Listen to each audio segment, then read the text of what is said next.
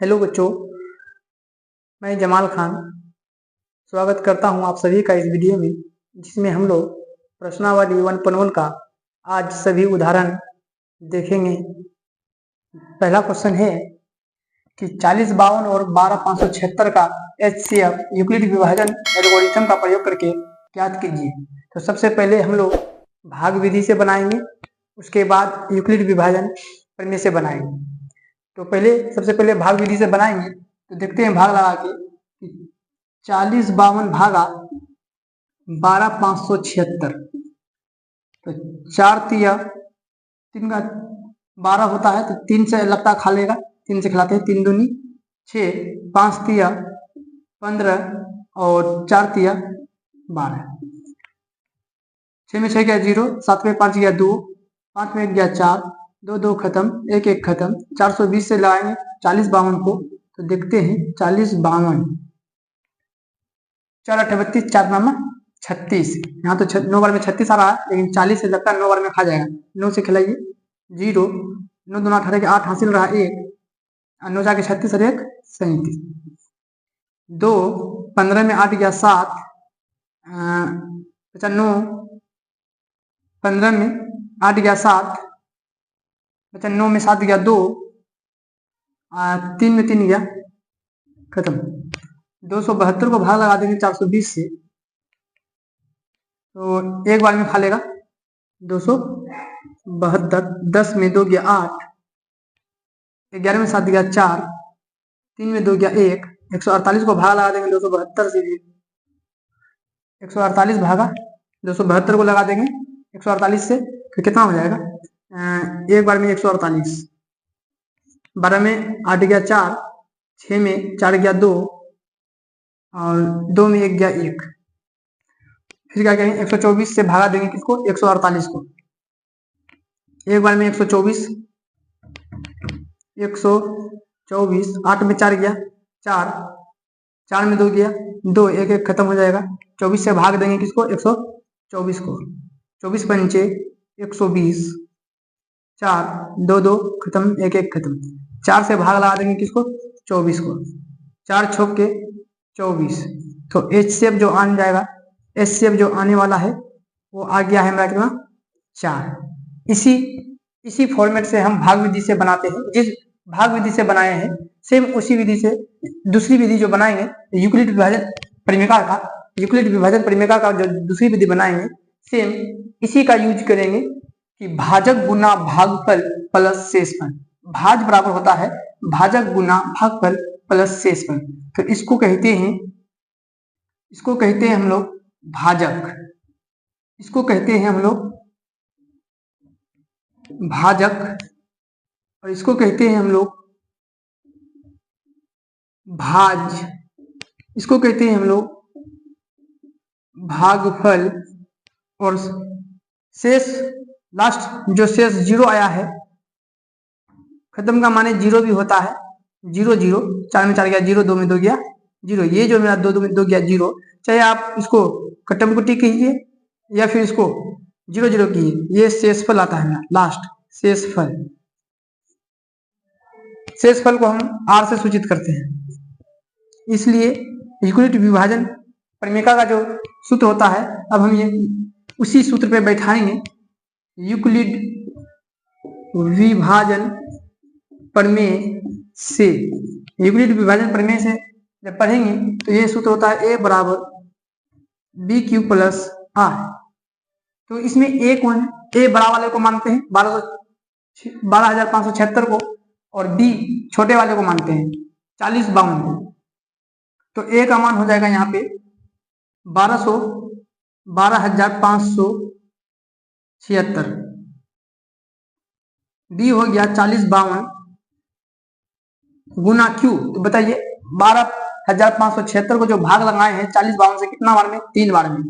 तो ये होता है भाज, ये होता है भाजक, ये होता है भागफल और ये होता है शेषफल।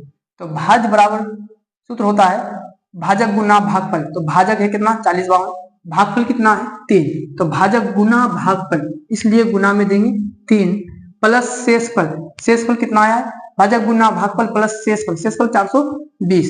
तो ये फर्स्ट स्टेप हुआ। आगे बढ़ते हैं सेकेंड स्टेप की ओर। सेकेंड स्टेप में देखिए भाज कौन है, भाज है 4052, भाजक कौन है 420, भागफल 9, शेषफल 272। तो यहाँ बैठाएंगे 4052, दूसरा स्टेप है 4052, तो भाजक कितना है 420 गुना भागफल, भागफल कितना है 9 प्लस शेषफल, शेषफल 272। तीसरा स्टेप बढ़ाएंगे तो ये 420 बन गया, भाज 272 भाजक 1 भागफल 148 शेषफल, सेम इसी तीसरे स्टेप को लिखेंगे 420 272 गुना 1 प्लस शेषफल 148। फिर 272 को उठाएंगे अगला स्टेप में, तो 148 गुना 1 प्लस 124। फिर 148 को उठाएंगे तो लिखेंगे 124 गुना 1 प्लस शेषफल कितना बचा 24। फिर 124 को उठाएंगे और लिखेंगे 24 गुना 5 प्लस 4। फिर 24 उठाएंगे अगला स्टेप में और लिखेंगे 4 भागफल 4 गुना 6 प्लस 0, 4 गुना 6 प्लस 0। जैसे r का मान 0 आ जाएगा तो यहाँ नीचे लिखेंगे चूंकि r बराबर 0 और HCF निकल जाएगा कितना, पहला वाला क्या है 4, ये b का मान जो आता है वही हमारा जो होता है b का मान वही हमारा HCF होता है। तो HCF हो गया 4। तो भाग विधि से अच्छा होता है कि आप यूक्लिड विभाजन प्रमेय से निकाल लीजिए। यूक्लिड विभाजन प्रमेय बहुत ही अच्छा नियम है और यही नियम आपको बनाना भी है। ये तो हम समझाने के लिए भाग विधि से बनाए, इससे भी बन सकता है, भाग इससे भी होता है, लेकिन यूक्लिड विभाजन प्रमेय से जब निकालने बोले तो आप a बराबर बी क्यू प्लस आर से बैठाइए। इस प्रकार अब हम आगे की ओर बढ़ते हैं। क्वेश्चन नंबर 2 की तरफ कहता है कि दर्शाइए कि प्रत्येक धनात्मक समपूर्णांक 2q के रूप का है 2q के रूप का होता है तथा प्रत्येक धनात्मक विषम पूर्णांक 2q प्लस 1 के रूप का होता है। कहता है कि प्रत्येक धनात्मक समपूर्णांक 2q, समपूर्णांक 2q के रूप का और प्रत्येक धनात्मक विषम पूर्णांक 2q प्लस 1 के रूप का होता है। तो सबसे पहले देखते हैं इसमें कि पूर्णांक क्या है। पूर्णांक समझते हैं, पहले समझते हैं पूर्णांक क्या है। जैसे 0, 1, 2, 3, 4 डॉट डॉट डॉट, इधर आते हैं -1, -2, -3, -4 डॉट डॉट डॉट, ये पूर्णांक है। पूर्णांक में पूछता है धनात्मक पूर्णांक, धनात्मक पूर्णांक, धनात्मक पूर्णांक क्या। फिर दूसरा पूछ सकता है धनात्मक समपूर्णांक, फिर तीसरा पूछ सकता है धनात्मक विषम पूर्णांक, विषम पूर्णांक। पहला है धनात्मक पूर्णांक, तो देखते हैं धनात्मक पूर्णांक क्या हो सकता है। धनात्मक पूर्णांक देखिए, पूर्णांक ये तो हम पूरा पूर्णांक लिख दिए हैं 0, 1, 2, 3, 4, -1, -2, -3, -4, ये तो पूर्णांक है, ये पूरा पूर्णांक है। लेकिन यहाँ पूछता है धनात्मक पूर्णांक, तो आप सिर्फ धनात्मक वाले को ही लिखिएगा, 1, 2, 3, 4 डॉट डॉट डॉट चलते रहेगा। फिर कहता है अगला दूसरा पॉइंट कहता है धनात्मक समपूर्णांक। तो समपूर्णांक का माने ये है कि सम संख्या होनी चाहिए। देखिए धनात्मक समपूर्णांक जैसे 2 सम हो गया 2, समपूर्णांक 2, 4, 6, 8 dot dot dot dot. Same उसी प्रकार धनात्मक विषम पूर्णांक हो सकता है। धनात्मक विषम पूर्णांक होगा क्या, धनात्मक विषम पूर्णांक देखिए, धनात्मक विषम पूर्णांक 1, 3, 1 3 5 7 डॉट डॉट डॉट इसी तरह चलेगा। तो ये पहले हमको दिखना होगा कि प्रत्येक धनात्मक सम पूर्णांक क्या है। तो सम पूर्णांक प्रत्येक धनात्मक सम पूर्णांक यानी 2 4 6 8। अगला धनात्मक विषम पूर्णांक क्या, विषम संख्या, विषम पूर्णांक का माने विषम होनी चाहिए 1 3 5 7 डॉट डॉट डॉट। अगर आपको बोले कि धनात्मक पूर्णांक तो आप डायरेक्ट लिख सकते हैं 1 2 3 4 5 6 डॉट डॉट डॉट आगे की ओर। तो ये आपको इस क्वेश्चन को बनाने के लिए आपको धनात्मक पूर्णांक याद रखना होगा, पता करना होगा कि क्या है धनात्मक सम पूर्णांक, क्या है धनात्मक विषम पूर्णांक, क्या है ये इतना चीज इंपॉर्टेंट है आपको समझने के लिए इस क्वेश्चन। उसके बाद एक इसमें और एक क्वेश्चन में इस वाले सवाल में एक और बात क्या है कि इसमें यह देखना होगा कि धनात्मक विषम पूर्णांक जब भी बोले तो 2q + 1 लिखल है, तो q के साथ जो भी रहता है वो हमेशा b का मान होता है।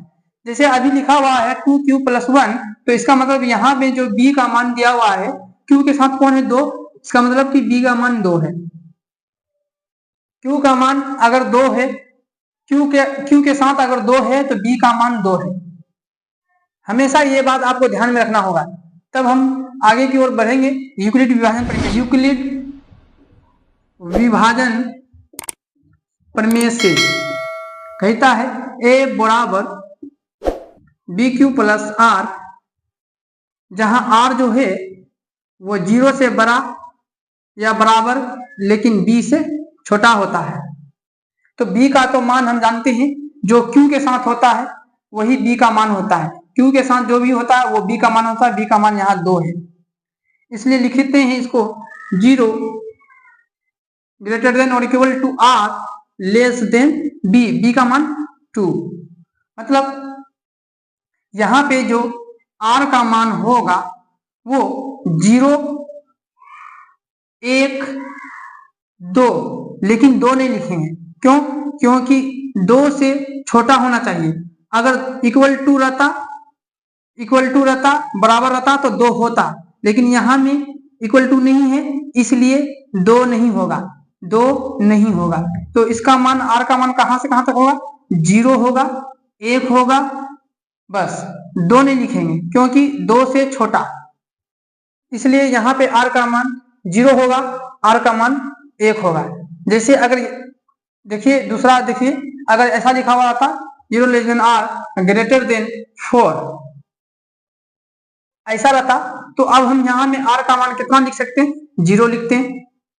0 भी हो सकता है क्योंकि नीचे में बराबर है तो 0 होगा, 1 होगा, 2 होगा, 3 होगा, लेकिन आप 4 नहीं लिख सकते हैं क्योंकि यहाँ 4 जाता है, लेकिन यहाँ में बराबर का चिन्ह नहीं होता है इसलिए 4 का भी मान नहीं होगा। इसका मान r का मान 3 तक होगा, वही कहता है इसमें। और हमेशा याद रखेंगे q के साथ जो भी रहता है वो हमेशा b होता है। चलिए सवाल की ओर बनाते हैं, अगला वो सवाल कहता है कि a बराबर bq + r, तो a तो रहेगा ही, b कितना है, b है a, लिखते हैं b का मान, माना b बराबर कितना है 2, दिखा देते हैं। माना कि b बराबर 2 है, तब हम आगे की ओर बढ़ते हैं। पहला केस होगा r का मान 0, उसके बाद r का मान 1। तो पहला केस होगा यदि r बराबर 0 हो तो a बराबर bq + r, a बराबर b का मान 2 है, q रहेगा, r का मान 0 है, तो इसको लिख सकते हैं a बराबर 2q। तो इसको हम कह सकते हैं कि 2q 2 से भाज्य है, अतः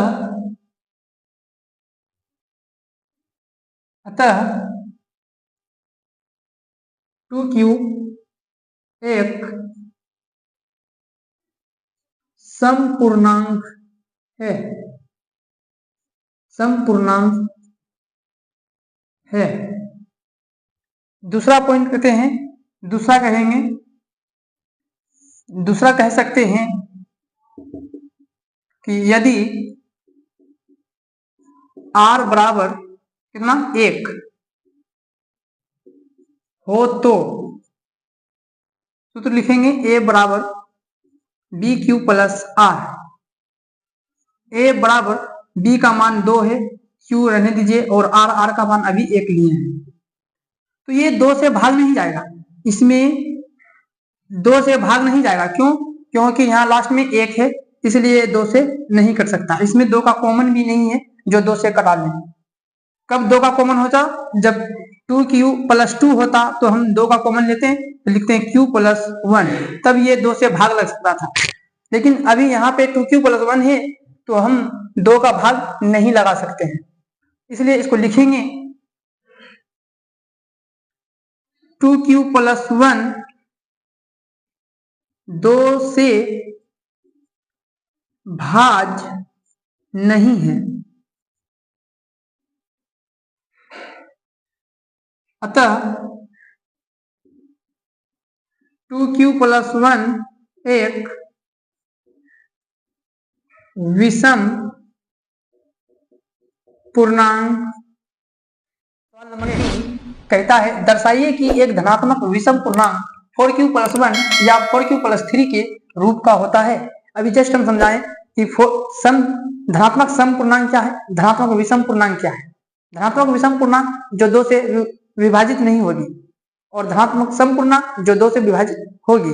तो फिर से एक बार वही क्वेश्चन आया है कि धनात्मक विषम पूर्णांक 4q प्लस 1 या 4q प्लस 3 के रूप का होगा।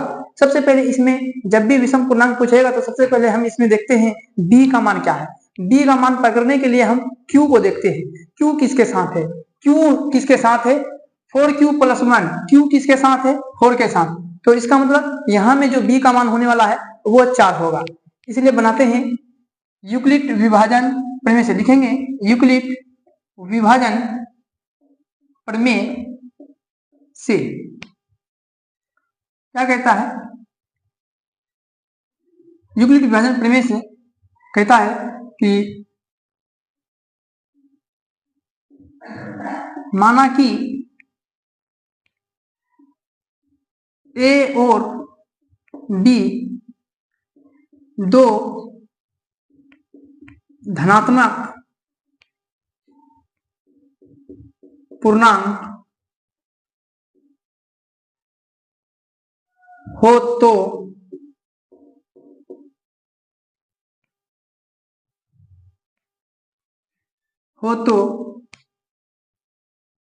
a बराबर बी क्यू प्लस आर, जहां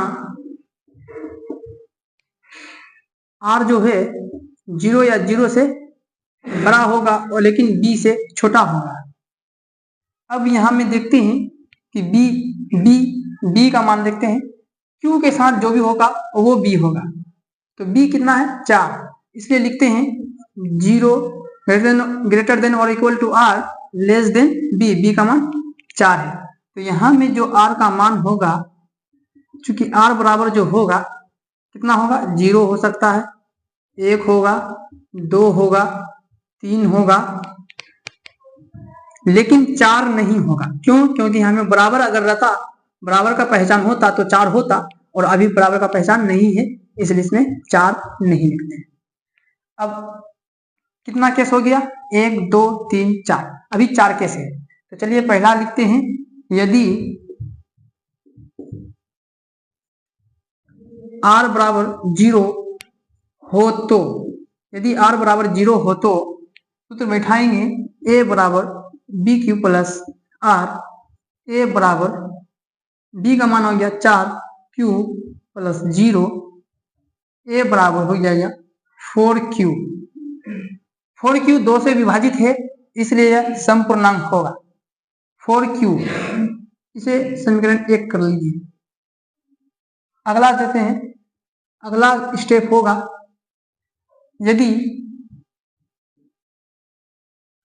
r बराबर 1 हो तो 1 हो तो यदि r बराबर 1 हो तो सूत्र बैठाएंगे a बराबर बी क्यू प्लस आर, ए बराबर 4q प्लस 1। देखते हैं 4q प्लस 1 इसमें 2 कॉमन नहीं हो सकता, इसलिए इसमें 2 से भाग भी नहीं लग सकता, इसलिए इसको बोलते हैं विषम पूर्णांक। ये है विषम पूर्णांक, इसको कर लीजिए समीकरण 2। अगला बढ़ते हैं, यदि r बराबर 2 हो तो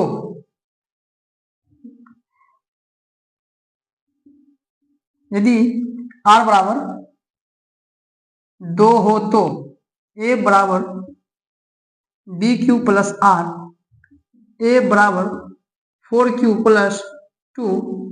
इसमें 2 का भाग है, इसमें 2 का भाग 2 कॉमन हो सकता है, इसलिए इसको लिख सकते हैं 2 इंटू 2q प्लस 1। इसको लिख लीजिए समीकरण 3।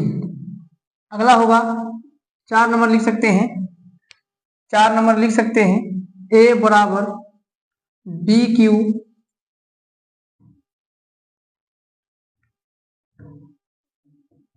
चार नंबर लिख सकते हैं, यदि r बराबर 3 हो तो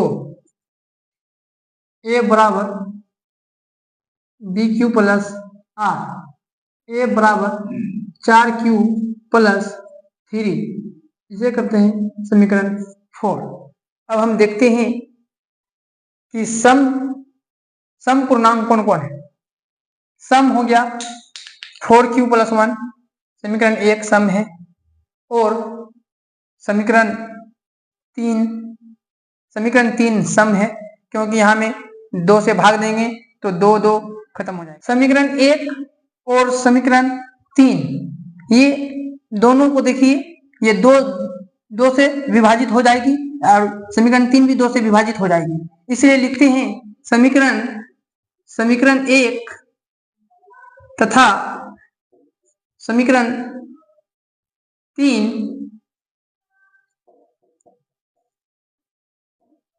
2 से विभाजित है, इसलिए यह समपूर्णांक है, इसलिए यह समपूर्णांक है। अतः समपूर्णांक है, और समीकरण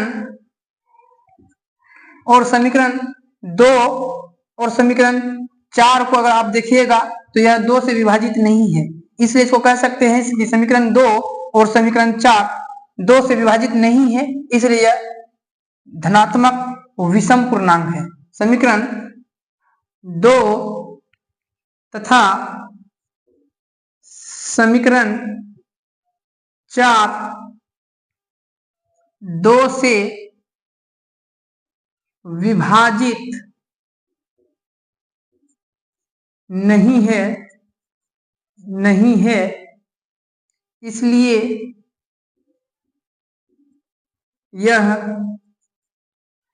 यह धनात्मक विषम पूर्णांक है, विषम पूर्णांक है। इस प्रकार क्वेश्चन नंबर 3 पूरा कंप्लीट हो गया। अब बढ़ते हैं हम क्वेश्चन नंबर 4 की। कहता है कि एक मिठाई विक्रेता के पास 420 काजू की बर्फियां और 130 बादाम की बर्फियां हैं। वह इनकी ऐसी ढेरियां बनाना चाहती है कि प्रत्येक ढेरी में बर्फियों की संख्या समान रहे तथा ये ढेरियां बर्फी की परात में न्यूनतम स्थान घेरे। कौन स्थान घेरे? न्यूनतम स्थान घेरे। यही है इंपॉर्टेंट बात, न्यूनतम स्थान घेरे। न्यूनतम स्थान घेरे। इस काम के लिए प्रत्येक ढेरी में कितनी बर्फियां रखी जा सकती है? तो न्यूनतम स्थान घेरे, तो हम लोग यहाँ में सोचते हैं कि एलसीएम निकाला जाए या फिर एचसीएफ निकाला जाए। यहाँ में बहुत सारे बच्चे को कंफ्यूजन भी हो जाता है कि सर एलसीएम ले या फिर एचसीएफ ले। बाबू, न्यूनतम स्थान घेरे यानी अधिक से अधिक स्थान वो बनाए, महत्तम होगा। अब महत्तम का माने हम लोग समझते हैं मोसो, एचसीएफ।